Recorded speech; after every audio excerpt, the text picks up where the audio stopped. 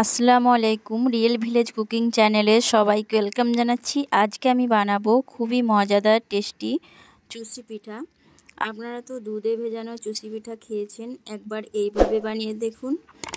নিয়ে নিয়েছি আমি সুজি 1 প্যাকেট পরিমাণ।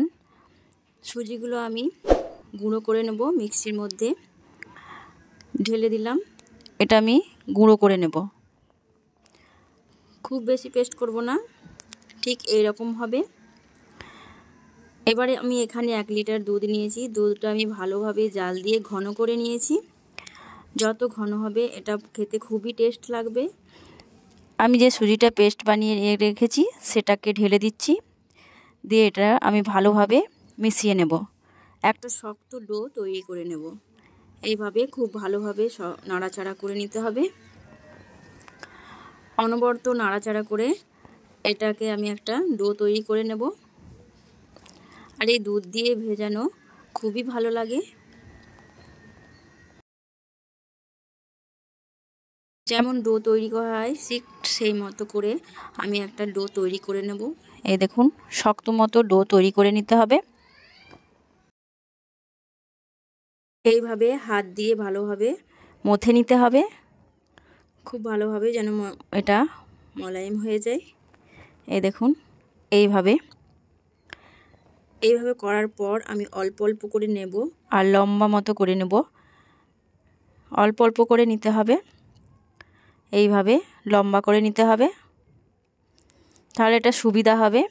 আমি যখন চুষি পিঠাটা বানাবো খুবই সহজেই বানানো হয়ে যাবে। অল্প অল্প করে প্রতিটা ঠিক একইভাবে এরকম লম্বা করে নেব।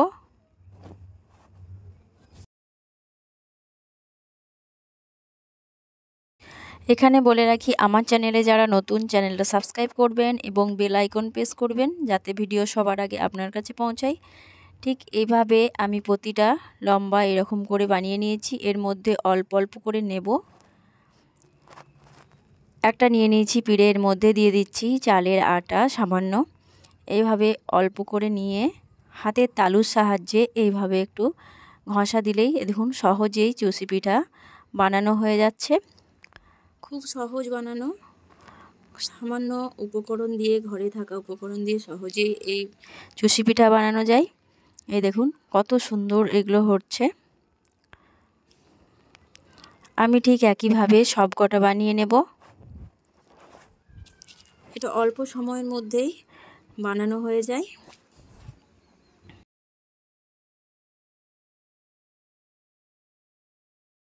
আপনারা দেখেই বুঝতে পারছেন কত সহজে আমি বানিয়ে ফেলছি। এই দেখুন,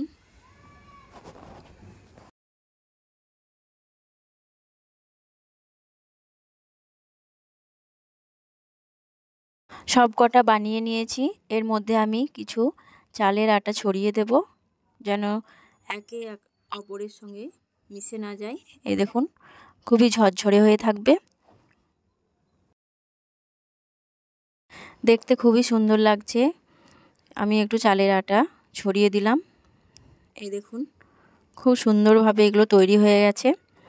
এবার আমি চিনির সিরাটা বানিয়ে নিচ্ছি। নিয়ে নিচ্ছি 1 বাটি পরিমাণে চিনি,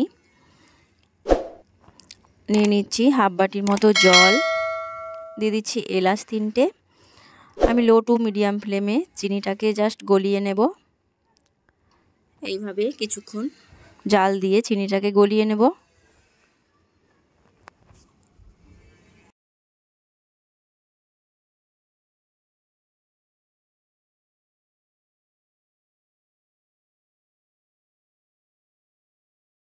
চিনির সিরাটা রেডি হয়ে গেছে। এবার আমি গ্যাসের ফ্লেমটাকে অফ করে দেব। এই দেখুন, এটা কুসুম গরম রাখতে হবে। এবার আমি নিয়ে নিয়েছি অয়েল, ভেজিটেবল অয়েল। অয়েলের মধ্যে আমি যে চুষি পিঠাগুলো বানিয়ে রেখেছি, অয়েলটা গরম হলেই আমি এর মধ্যে দিয়ে দেব। আমি লো টু মিডিয়াম ফ্লেমে এইগুলোকে ভেজে নেব।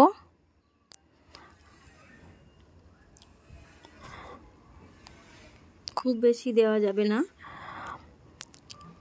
আমি এগুলোকে খুব ভালোভাবে ভেজে নেব। আলতোভাবে একটু নাড়া দিয়ে দিতে হবে। এই দেখুন, খুব আলতোভাবে এটাকে আমি নাড়া দিচ্ছি।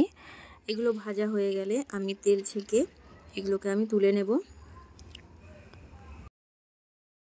বেশি লাল করা যাবে না, হালকা সাদা মতো ভাব থাকবে, সেই অবস্থায় এটাকে তুলে নিতে হবে। এইভাবে নাড়াচাড়া করে তুলে নেব। এটা প্রায় ভাজা হয়ে এসেছে।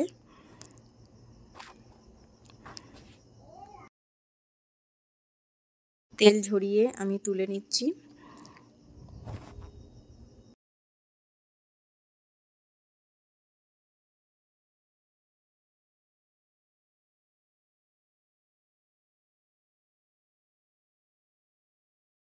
এইভাবে তেল ঝরিয়ে তুলে নেব।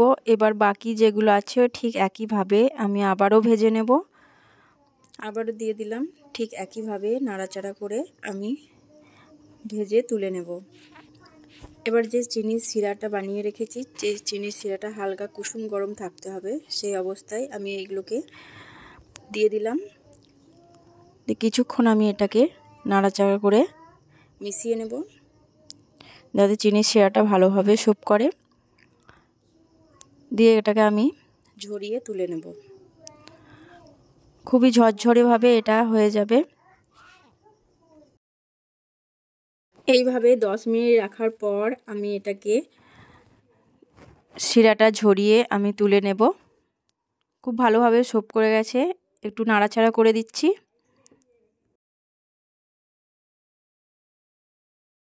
এইভাবে আমি শিরাটা ঝরিয়ে একটা প্লেটের মধ্যে আমি নিয়ে নিচ্ছি।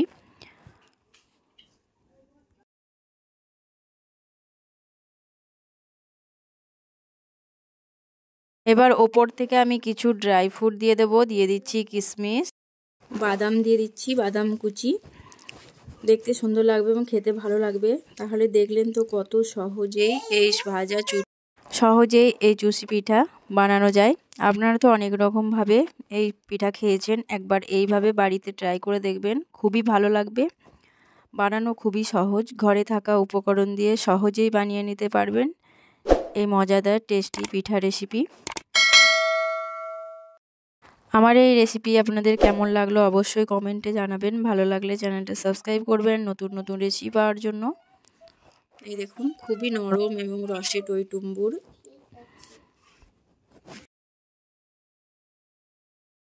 দেরি না করে ঝটপট বাড়িতে বানিয়ে ফেলুন এই চুষি পিঠা রেসিপি। বানানো খুবই সহজ। তাহলে আমার এই রেসিপি আপনাদের কেমন লাগলো অবশ্যই জানাবেন। এই পিঠা বাচ্চা বড় সকলেই খেতে পছন্দ করবে। কেমন হলো কমেন্টে অবশ্যই জানাবেন। আজকের রেসিপিটা এখানেই শেষ করছি।